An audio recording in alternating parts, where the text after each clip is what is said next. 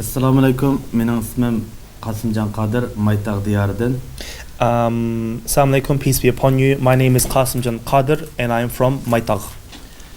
Mening bu Xitoy hukumat ustidagi aziyatim, mening ocham Ruqiya Qodir. This is my sister, Ruqiya Qodir. Bu ocham Ruqiya Qodir 53 yoshda. She is 53 years old.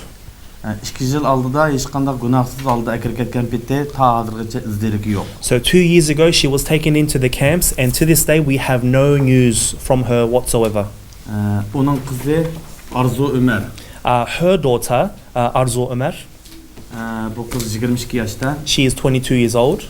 Bu qizning shu opisini akirib ketib bir haftadan keyin opang qarab tursan degan bana bilan akirib ketgan paytda ta hozirgacha izligi yo'q.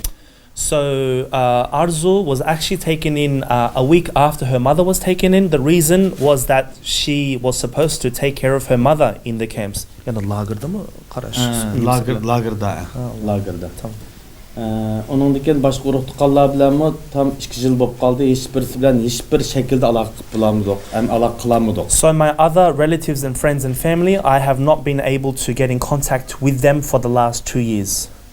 Keyin anglashlar qaraganda mening cho'ng akamnimi, anikan bir navrinlarimni akirib ketganning gapini angladim, ammo hech qanday aloqa qilamiz ular bilan. So I have heard from certain sources that my older brother and many of my cousins have also been taken in. Mening bu Xitoy hukumatiga deydiganim, mening bu urug' tuqqanlarim bilan barabar butkul Uyg'ur kampidagi ham turmalardagi Uyg'ur qarindoshlarimizni shartsiz holda qo'yib berishini, ham bu zulmini to'xtatishini xalqarodagi kuchli jamiyatlarning bu ishga aralashib Xitoy hukumatiga bisim qilishini, ham gunohsiz bu qarindoshlarimizni darhol azodlikka erishtirishini umid qilaman. I demand that the Chinese government release my relatives together with the millions other that are in Chinese concentration camps, and I ask the world community, human rights organizations, other democratic countries to put pressure on the Chinese government to do so. Thank you very much. Okay. Mening ismim Qalbinur Tusun, men Qashqar shahridan. My name is Qalbinur Tusun, I'm from Qashqar. Men yo'ldashim bir balam men Ig'riya qaltimda chiqqanda mening balalarım I came here when I was pregnant and with my 2 children. Mening 5 balam vatanda qolgan, pasport chiqmagan sabablikdan elib chiqolmay qolgandim. My 5 children were left in my home country because of the passport issues. Men qusqumda bo'lganlik sababdan men baltir chiqishga majbur bo'lib qoldim, chunki balamning u yerda tug'ilish nisbati diye asosan yo'q va Xitoy hukumati bilan qolsa tushirib elitish imkoniyati zo'r. O yüzden because I had to come here early because of the Chinese abortion systems that I couldn't give a birth to my kid in my own land. Meni yo'ldashim akab qo'yib balalarning pasporti chiqqanda akitish maqsadida vatanga qaytgan. My husband was returned to Kashgar to get passport and bring my children's. Qaytib ketgandan keyin balalarimning pasportini chiqarib berdi. They gave the passports to my children after my husband returned. Balalarni elib Urumchidan yana Turkiyaga mangadigan vaqtida biletini elib bo'lgandan keyin yo'ldashimni turmaga kechirib ketdi. Yana were they about to come to Turkey in the airport they were arrested. Yo'ldashimning suchi yani shu Turkiyaga nima chiqding degan sabab bilan 10 yillik hukm kesibdi. Undan keyin aloqa qilmadim. The reason was he sentenced to 10 years prison for coming to Turkey. 2018 ayning 24-sida mening qolgan 5 balamning bir balamniki Xotandan elingan videosidan qizimni tunib oldim. O qizim bo'lsa tarbiyalash lagerida ekan. I saw in 2018 October 11 aymi? 24th December that I saw one of my children video that recorded by Chinese government in the kindergarten. Men balalarimni chiqqan vaqtimda urug' tuqqanlarimni qo'yib chiqqan, lekin Xitoy hukumati mening 5 balamni lagerga akitibdi. Balalarimning hech qanday jinoyati yo'q, balalarim bek kichik. I left my children to my relatives, but Chinese government forcefully took them to a kindergarten that prepared by the CCP. Men ballarımdan qattiq ensiravatım. Men ballarımdanki iç əzalarını elib taşıp etken buluş mümkün. Hayatligini bilmeymen. Fakat bir balamdanki lagerda ekanligini bilmem. Qalan ballarımdanki nerligini bilmeymen. Ularning hayotidan bek ensiravatım. Men hem yo'ldashimdan hayotidan qattiq endişedemen hazır. I have concerns about my children's life and my husband's life. I only know that one of my children is in the kindergarten and the rest is unknown.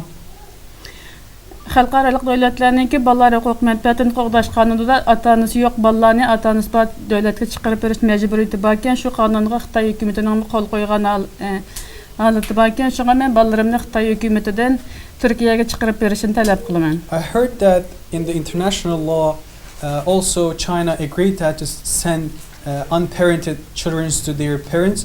So I want China to apply the law and send my children into Turkey. Yani mening bir inim bir jiyanim lagerda, o lagerdakilarni qo'yib berishni talab qilaman. And my brother and one of my nephew is also in the prison. I want them to release them. Birleşken Devletler Teşkilatı'ndaki Uygurlarınki bu hazırki derdin anlaşını lagerdakilarning hayat mamati qutuluş imkoniyati faqat müşahideki avval Allah'a ondan qalsa muxbirlarning qo'lida bo'lib qoldi. Birleşken Devletler Teşkilatı'nın Uyghur halkıga ko'ngil bo'lib lagerdakilarni patraq chiqarishini talab qilaman. I want United Nations to put pressure on China about this issue and journalists to take more attention, and I want all of you to help to resolve this problem. Thank you.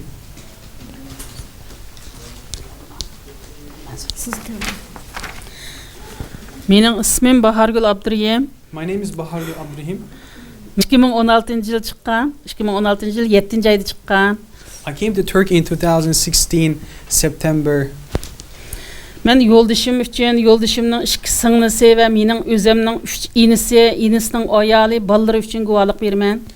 I have to come here to give a witness testimony to my for my 3 in-laws and 2 of my brothers as well. Men G'o'ljidan yo'ldashimning ismi Abduriyim Abbas, singlisining ismi Jannatxon Abbas, Qurbonnisa Abbas. Ashlardan biz faqat aloqalashamadik 2016 yilingizda. I'm from Gulja city and my husband's name is Abduriyim Abbas and his sister's name is Guljanet Abbas. I have not contacted with any of them since now.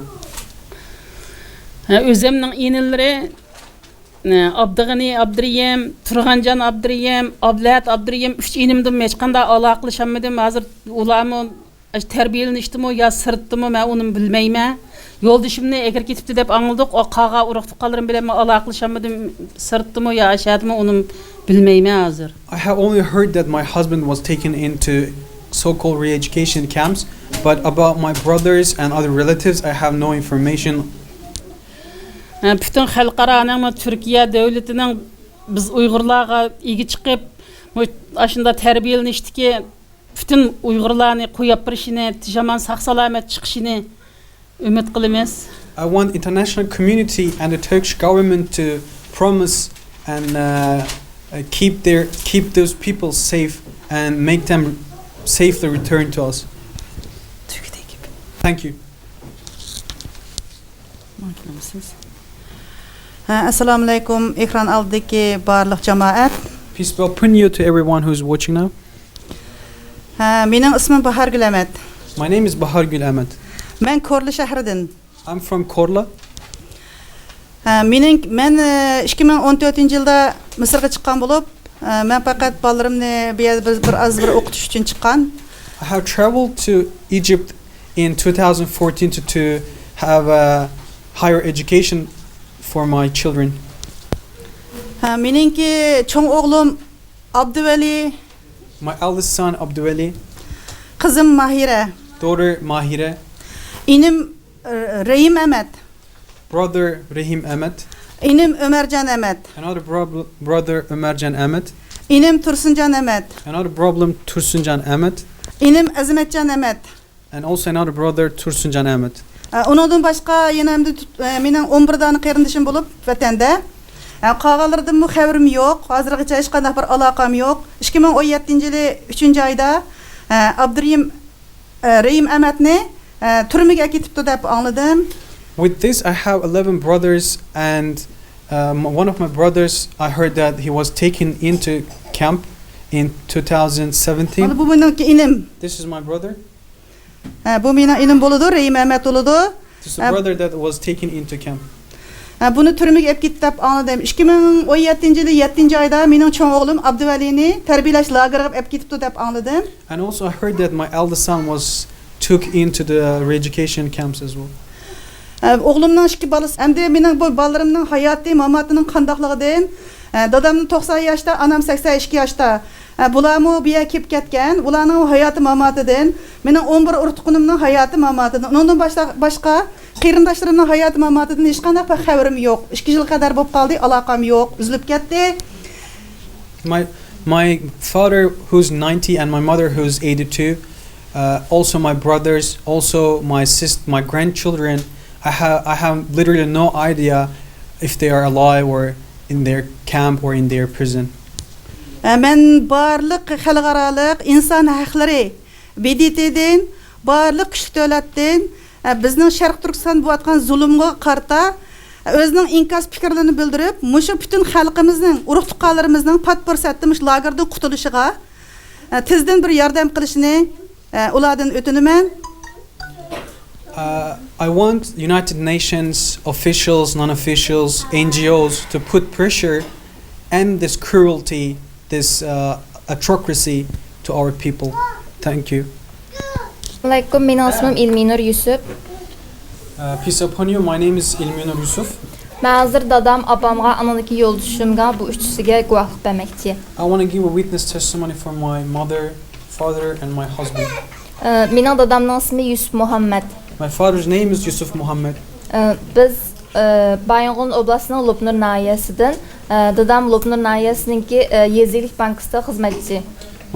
I'm from Lopnur County, and my dad works in a county bank.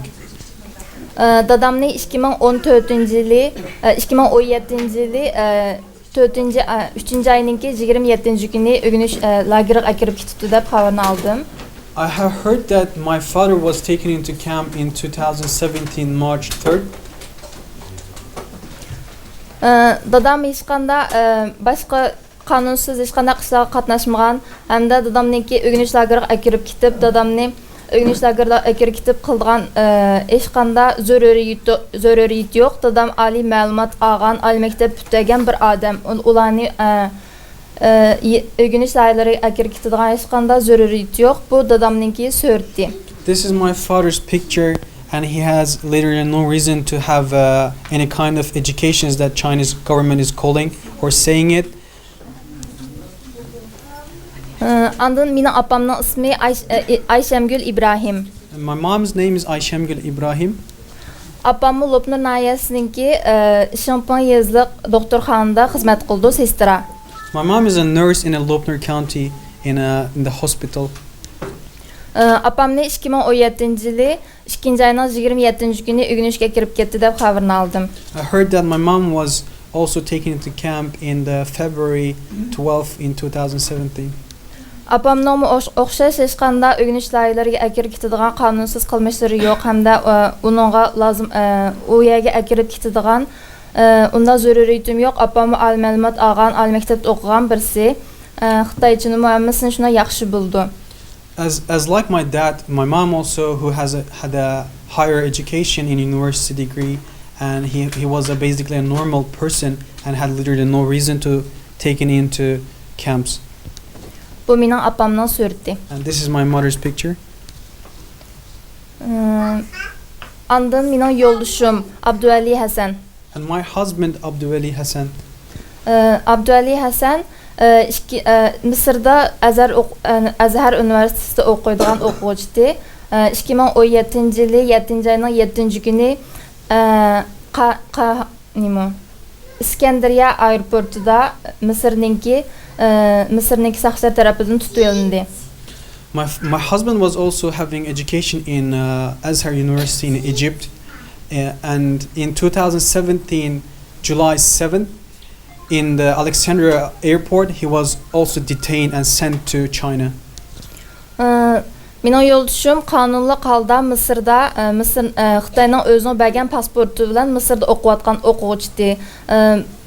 Biz 7-ayning 7 kuni Turkiyaga mang'ilayotganda aerodromda tutqun qilgan. Andan keyin bir haftadek Iskandariya aeroporti tutib turgandan keyin andan Qoiraga ketibdi deb xabarni oldim. When we were about to depart to Turkey in 2017, July 7th, my husband was detained in the Alexandria airport and he stayed there in 1 week, I heard. After that, he was sent to Cairo and eventually ended up in China. Andan keyin bundan keyingi 2 oy orasida bir necha qitim aloqa oldim. Misrninki turmasiga apirib qolgan boshqa Uyg'ur bolalar bilan birga solab qo'yibdi deb oldim. Sorry, I translated a little bit wrong. She said, in these 2 months, I have heard little about him, and he was in Cairo in Egypt, and still in there with some Uyghur prisoners, and she doesn't know what's the reason or charge. Keyin bu 16 balni Misrdan ayrım qilib bo'lib 16 balni qolgan balani qo'yib berdi. Bu 16 balning ichida mening yo'ldoshimni vatanga aketdi degan xabarni keyin oldim, ammo hozirgacha hech qanday xabarni olmadim. So after that period that they were in the prison with the 16 Uyghur student who's studying in Cairo, they were sent back to China, and since then she doesn't know anything about him. Hozirgacha dadam opamdan yo'ldoshimdan hech qanday xabar olmadim. Shunlashqa Xitoy hukumatining dadam opamni tezdan jazo lagerlaridan qo'yib berishini, ularga azodlik berishini, yo'ldoshimni hech qanday unda qonunsiz, hech qanday asossiz tutib olmasligiga ularni qo'yib berishini so'rayman, talab qilman. I ask for Chinese government to release my parents, my husband, and I am totally against them holding in camps and prisons for no reason or charge. Assalamu alaikum. Men G'o'lja shahar Baykul 14-xonda o'tirishlik. Turg'unay Eminjon bo'lma. Hello, peace be upon you. My name is Turg'unay Eminjon. I live in Gulja City, Baykul. in Baykul County. Bu bo'lsa mening o'g'lim Ismoil. This is my son Israil Ismail. O'g'limni 2017-yili 5-oyning 20 kuni jazolash lageriga akirib ketgandan buyon hozirgacha hech qanday xabarni olamiz. 2017. My son was taken into camps May 5th of 2017. Dal shu tug'ilgan kunida akirib ketibdi. 5-oyning 20 kuni tug'ilgan kundi bolamning. That was his exactly birthday that he was taken into camp. Bu mening Hadam Banum Eminjon. This is my sister Banu Eminjon. Hadam Banum Eminjon To'qsara noyasida o'tirishlar. She lives in Toqstara village. Noyasida o'tirishlar. Hadam Banum Eminjon faqat shu Turkiyaga kelib 1 oy turib sayohat qilib o'ynab ketganligi uchun 2017-yili 4-oyda jazo lageriga akirib ketibdi. Hozirgacha xabar yo'q. She was also detained and sent to re-education camps in 2017 April for the reason visiting Turkey for a month as a tourist. And Hadam Banum Eminjonning qizi Shotgul Dilmurat. This is my niece, the daughter of my sister Shotgul Dilmurat. Bu Hadamning qizini 2018-yili qaysi oyda akirib ketgani aniq emas, lekin bu qiznimi shu jazo lageriga akirib ketib, bu qizningmi hozirgacha xabari yo'q. Also, my niece was detained in 2008, but we don't know exactly the date. But we heard that she's in the so-called re-education camps. Bu bo'lsa meningki bu yoqda turgan meningki Hadam Arzugul Eminjon. This is my also another sister Arzugul Eminjon. G'o'lja shahardan, Baykuldan. From Gulja City, Baykul. Bu Hadamning jazo lageriga 2017-yili bir akirib ketgani aniq, ondan uning xabari yo'q bu Hadamning hozirgacha. Initially, we heard that she was taken into camp in 2017, but we don't know eventually what happened to her. Hadam Arzugul Eminjonningki o'g'li Ilzat Yar Mehmet. This is my sister Azgül Emincan's son. Oğlu Son ismi Ilzat Yar Mehmet. İlzat Yar Mehmet. Bu oğlumu şu cezalarga akir ketipti dep anıldım. Bu adamның oğlumu hazırgıça haberimiz yok. Hiç qanday haber yok. We had some rumors that he was also taken into camp, but we don't know exactly what happened.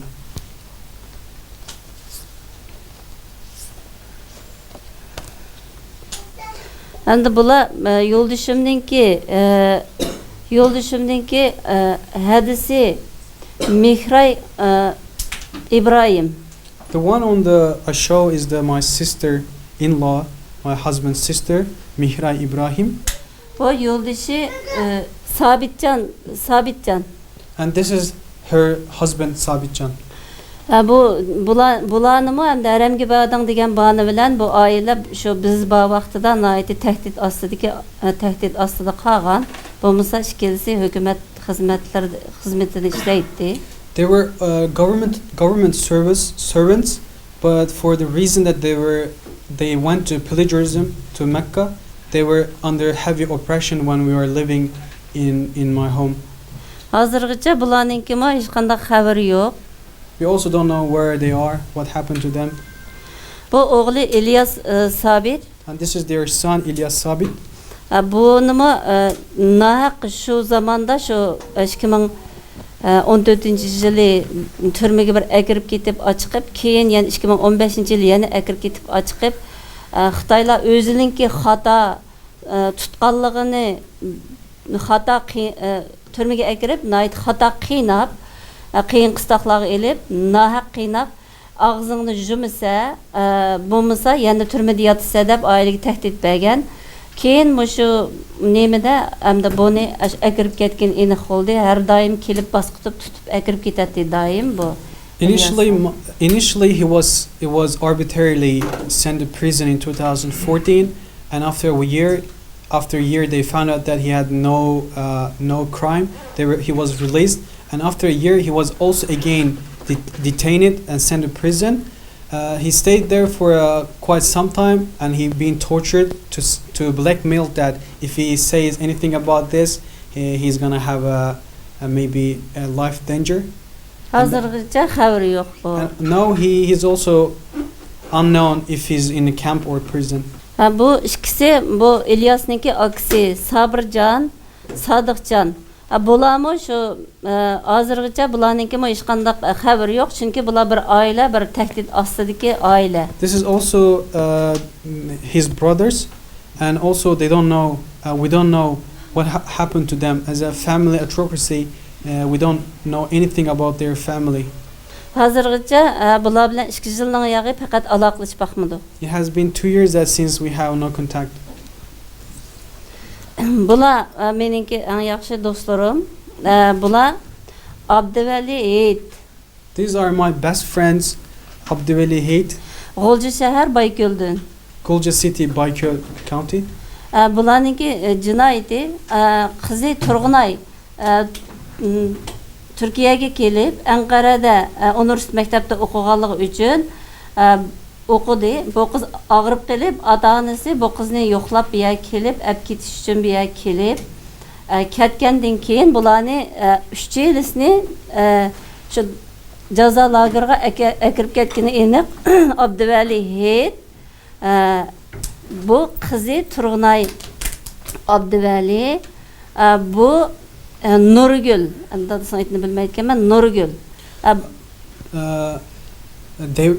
Their only crime was visiting their daughter who studied in Ankara University, and for that reason they were also taken into camps. Bular meningki bizningki G'o'lja shahar Baykul masjidningki imami Sulaymon Qarim. This is the imam of the Baykul Mosque in G'o'lja City. İmami Süleyman Qarim. Süleyman. Bu ayali Güherbü. That's his wife Güherbü. Ondan bu oğlu İbrahim Their son Ibrahim, Bu İbrahim oğlu 2016-yılı Mısır'da okuydu. Mısır'dan qaytib bağandan keyin tutup akirip ketken jaza lageriga. Ibrahim was studying in Egypt in 2016, and upon his return to country, he was also arrested. Bular aile boyunca, muşu tuğanlarning hammasi aile boyunca butunlay jaza lageriga akirip ketken dinni aile bo'lgan. The people you are seeing in the picture, they were totally detained or prison or in the camps. Bu bizningki G'ulji shahar Baykul masjidiningki muazzini Yusufjon. This is also the caller, the prayer caller of the Baykul Masjid in Gulja city. 2017-yılı 2. ayda turmaga kirib ketgan, hozirgacha xabari yo'q. He was taken into prison in 2017, and we don't also know about him.